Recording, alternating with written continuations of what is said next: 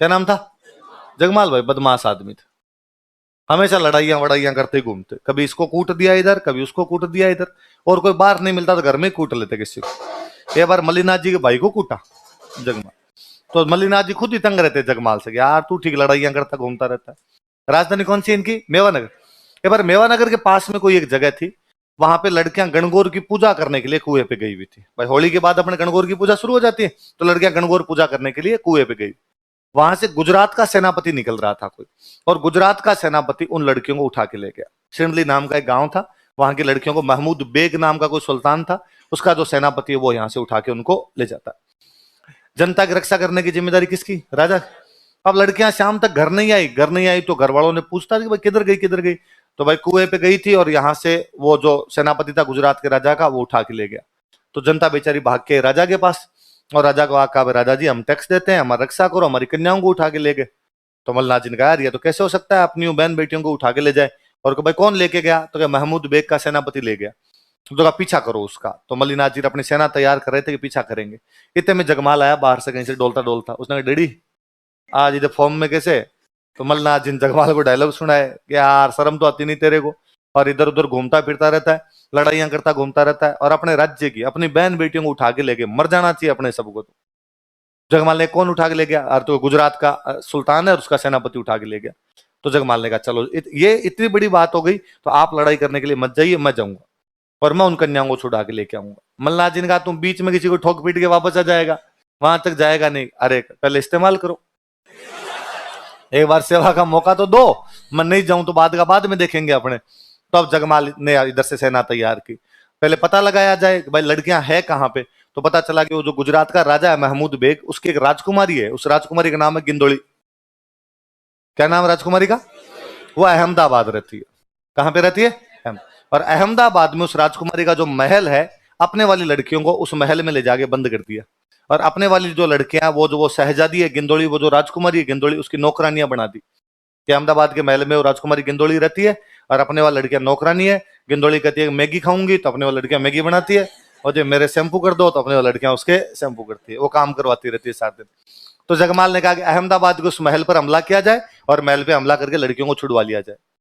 किसी ने कहा रे सियाने आदमी, राजकुमारी का महल है इसलिए सुनसान तो नहीं होगा, आसपास सिक्योरिटी रही होगी, और गुजरात के राजा की जब राजकुमारी सिक्योरिटी टाइट रही होगी, और वहां पे जाके यदि हमला करके छुड़वाने की कोशिश करेंगे, सारे देश के काम आ जाएंगे, सिंगल आदमी नहीं बच पाएगा।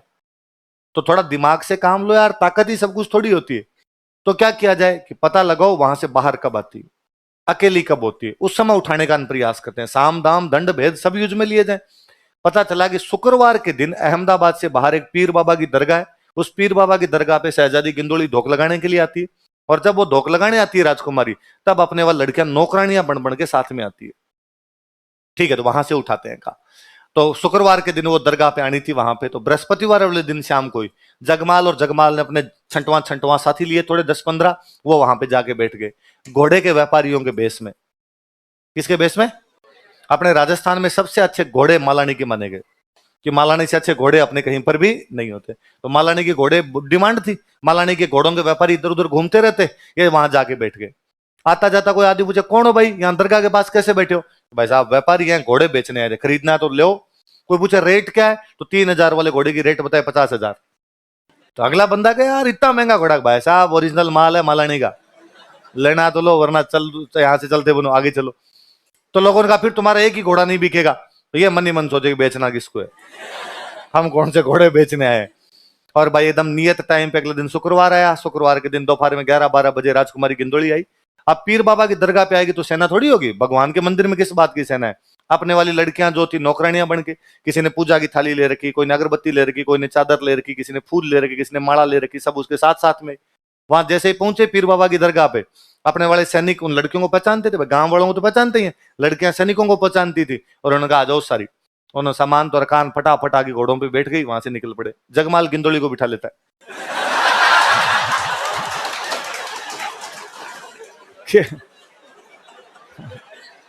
गिंदोली वळती धरान गुड़ला ऊपर घाल मंडल स्यूं लियो मर्द मल रो जगमाल। कि मल्लीनाथ का जगमाल किसको लेके आ गया था? होस्टेज। कि भाई ये जानते थे कि गुजरात की सेना अपना पीछा करेगी, तो फिल्मों में नहीं होता भाई यदि पीछा करेगी तो अपने कहेंगे यदि तुमने आगे बढ़ने की कोशिश की तो मैं तुम्हारी राजकुमारी को मार दूंगा। भाई अपने गांव पहुंचने अपने 15 आदमी है, पीछे सेना आ गई तो अपने को मारेंगे, तो अपने कहेंगे भाई देख लो हमारे हाथ लगा गिंदोली मरेगी। तो इस चक्कर में अपने आएंगे नहीं। पर ये हाथ आए नहीं, ये मेवानगर पहुंच गए। मेवानगर पहुंच गए, जिन जिन की लड़कियां थी वो घर वाले वहां बैठे ही थे, उनको सबको उनकी लड़कियां सौंपी, सारे राजी हुए, सबने नारे लगाए हमारा राजा कैसा हो जगमाल। जगमाल के नारे लगे खूब सारे, और सबने थैंक यू बोला खूब सारा जगमाल को। राजकुमारी गिंदोली के लिए अलग एक कैंप में व्यवस्था कर दी कि भाई इसको वहां छोड़ दिया जाए, गुजरात की सेना पीछे आती होगी इसको वापस भेज देंगे। इतने में गुजरात का सेनापति पीछे पीछे आ गया, और गुजरात के सेनापति ये क्या तरीका है यार, तुम हमारी राजकुमारी कैसे उठा के लिया यार। तो उनका चिल यार, हम तो नहीं लाते यार, तुम्हारी राजकुमारी को हम क्यों लाएंगे, पर तुम हमारी लड़कियों को उठा के ले गए थे, लड़कियां लानी जरूरी थी हमारे लिए, और हमें पता था तुम पीछा करोगे। ये तो ठीक है हम तुम्हारे हाथ नहीं आए, बीच में हाथ आ जाते तो तुम लड़कियां लाने देते, हमें मार देते तुम, इसलिए हम उठा के लाए थे, बाकी हमें कुछ ही नीचे ले जाओ इसको। और कहा भाई गिंदोली के पास समाचार भेजो कि तुम्हारे राजा का सेनापति, तुम्हारे पिताजी का सेनापति आ गया, तुम उसके साथ वापस जाओ, तुम्हारी सेना तुम्हें लेने के लिए आई। पर जब राजकुमारी गिंदोली को ये कहा गया कि भाई तुम वापस जाओ गुजरात, गिंदोली ने जाने से मना कर दिया।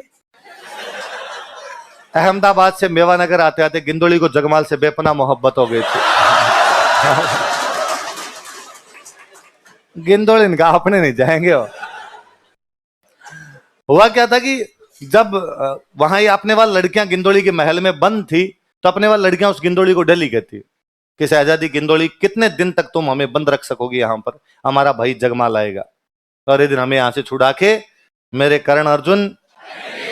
तो उनको जगमाल पे बड़ा विश्वास था कि जगमाल, तो गिंदोली ने उनको एक दो बार कहा कौन है जगमाल, और मतलब तुम नहीं जानती कि मैं राजकुमारी हूं गुजरात की, और यहां इस महल में परिंदा पर नहीं मार सकता, तुम्हारा जगमाल आएगा तो भी मारा जाएगा बाहर, इसलिए तुम यहां से बाहर निकल नहीं सकती, तुम दिमाग से निकाल दो कचरा कि तुम यहां से कभी बाहर जाओगी। और वो हमेशा कहती कि नहीं नहीं तुम हमारे भैया को जानती नहीं हो, वो हमारे लिए जान पे खेल जाएगा लेकिन हमें यहां से निकाल के तो लेके जाएगा वो बंदा। तो उसके दिमाग में इमेज तो थी भाई जगमाल को शक्तिशाली आदमी है, तभी लड़कियां इतनी तारीफ करती रहती है। फिर जगमाल जब उसको घोड़े पे लेके आता तो उसे और लगता है कि अरे यार ये वाला मेरे वाला सरदार ये। तो उसने मना कर दिया, मना कर दिया तो उसने कहा भाई मैं यहीं रहूंगी अब। तो सैनिकों ने आगे जगमाल को कहा कि भाई वो जा ही नहीं रही है गिंदोली, तो जगमाल खुद गए बातचीत करने के लिए, और जगमाल ने कहा भाई तुम यहाँ कैसे रह सकते हो, तुम्हें जाना ही पड़ेगा, और हम तुम्हें केवल इसलिए लेके आए थे कि हॉस्टेज थी तुम, बंधक बना के लेके आए थे कि तुम्हारे पिताजी के सैनिक जब आए तब हम अपनी रक्षा कर सके, बाकी तुम यहाँ क्या करोगी। तो उसने कहा मैं शादी करूंगी तुमसे। तो जगमाल ने कहा कि पर यह शादी कैसे संभव हो सकती है, तुम अलग धर्म की हो मैं अलग धर्म का हूं, हमारे बीच में इस प्रकार रिश्ता भी नहीं हो सकता।